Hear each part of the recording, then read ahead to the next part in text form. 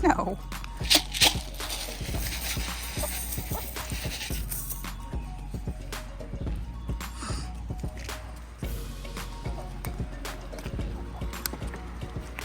Hey everyone, welcome back to the homestead. Today is a cold, snowy, rainy, muddy day. I don't typically feed my chickens like this. I usually fill up their feeders, but they're empty right now and it's too cold, so they're just getting fed like this today. So I will get their buckets filled up and hung back up for them. But today, since it is so cold, I'm just finishing up my chores here. I have to top off their water. It should be done here soon. And then I'm gonna head inside. Muddy chicken run.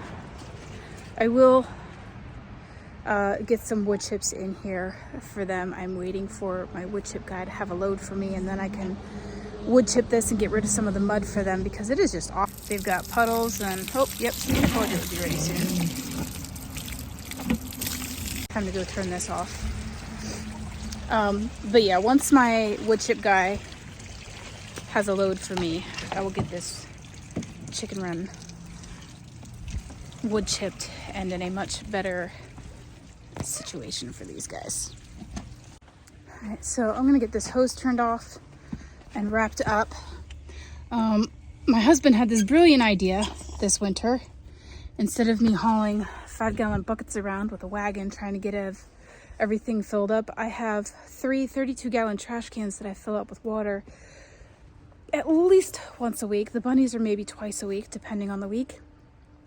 And that's a lot of water. So my husband had this brilliant idea that if we just wrap up a hose and connect the two ends together and then keep it in the house, I can just run a hose, and it has worked out brilliantly. But I still have to put the hose away every day, so I'm gonna put that away, and then I'm gonna invite you guys into my kitchen because I have a fun little project that I've been wanting to do for a while, and I finally have the ingredients and I want to share it with you guys. So let me get this cleaned up, and then I'll see you in my kitchen.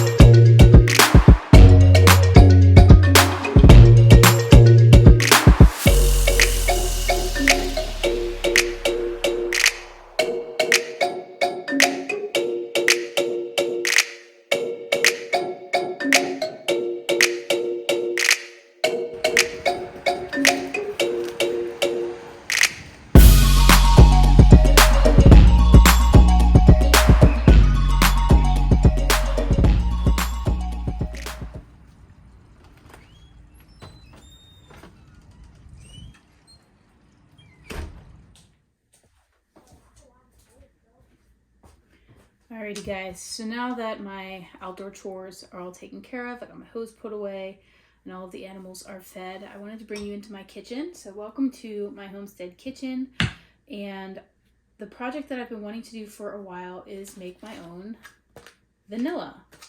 I use a ton of vanilla around here. I make all of our pancake and waffle batter from scratch, all of our bread. Recently I've been trying to do birthday cakes and desserts and all of that stuff, so I use a lot of vanilla, and vanilla is expensive. So this container about this size at our local Sam's Club is probably about $25 for true vanilla. And a package of vanilla beans. There's 25 beans in this package. I got for 32. And this will make, let's see if I do if I do 5 beans per jar, which I probably won't, I'll probably only do 3, I'll get 5 big containers like this for what, 30 and however much the vodka costs.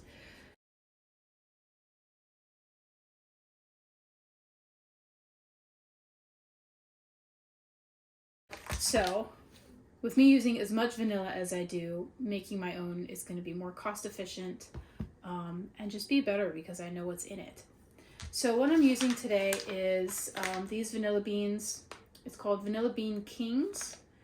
They are from Madagascar, grade A, and there's 25 beans in here. I can link them in the description below. I got them off of Amazon.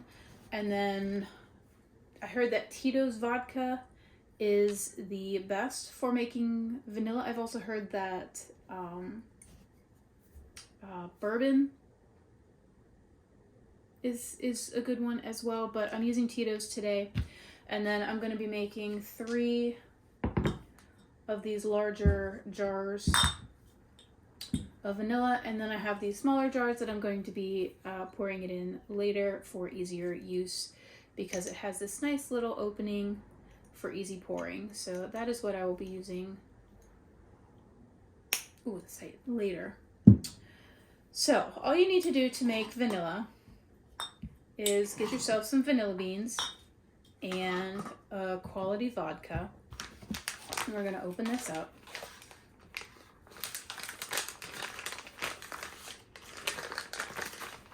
And we're going to pull out our vanilla beans. I'm not going to be using all of these today. I think I'm going to use 4 per jar to get a nice, these smell so good, guys. I wish you had smell-o-vision because they smell amazing. You know what? I think we're just going to do 3 per jar and the rest of these can go away. All right, and then I've heard you can do it a couple different ways where you can just cut the tip off the vanilla bean or you can cut it down lengthwise. I think I'm going to cut it down lengthwise and see how that works. So we're just going to take our knife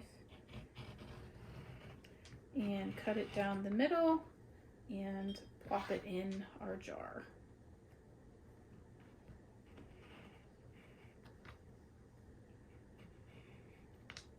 And this exposes the innards of the bean to the vodka.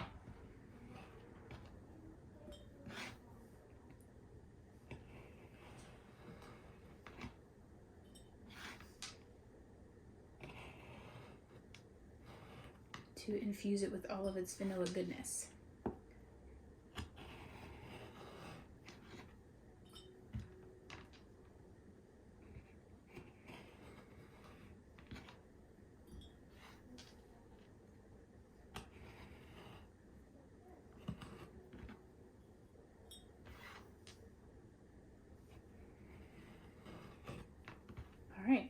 And then once you have your vanilla beans cut and in their jars, I'm going to set this aside.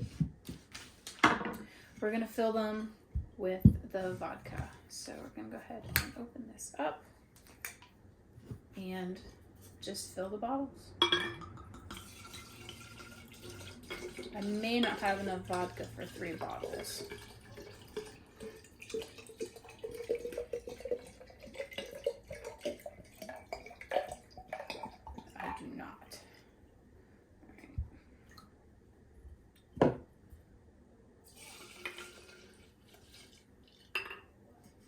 So I'm gonna have to get another bottle of vodka, but that is how you do it. So you just cover the beans with your vodka and you put a lid on it.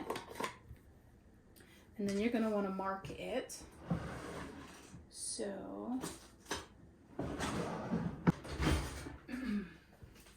you always wanna mark your jars with what it is. And so I'm just using a bit of painter's tape and a Sharpie. And we're going to write vanilla, the date we made it,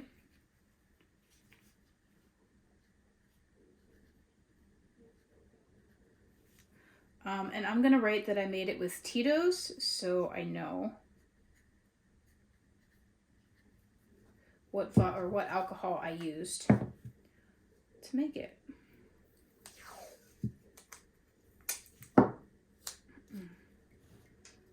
We're just going to put it on the side of the jar like that. So once you're done filling your jar with your beans and your vodka and you label it accordingly, you're going to want to let it sit for 3 to 6 months, and that's going to allow the vanilla to infuse with the vodka. And then once it's ready, you can use it as normal, and it's going to be a really great addition to any kitchen. So I do have to get a bit more vodka to finish off these last 2 jars. And then I'm going to do the same exact thing that I did with this one, label it, and then put it in a dark, cool place until it's ready to use. The longer you let it sit, the better it becomes. So you can let it sit for as long as you'd like, so long as you let it sit for at least that 3-month marker to really allow the flavor of the vanilla to infuse with the vodka. But I am really excited for this project and to see how homemade vanilla compares to store-bought vanilla. And then these 3 jars are going to give me a lot of really yummy vanilla for my homestead kitchen to use. So if you guys have any questions about making vanilla, where I got my supplies, go ahead and leave them in the comments below. I love hearing from you guys. And then as always, thank you guys so much for watching, and remember to grow where you planted.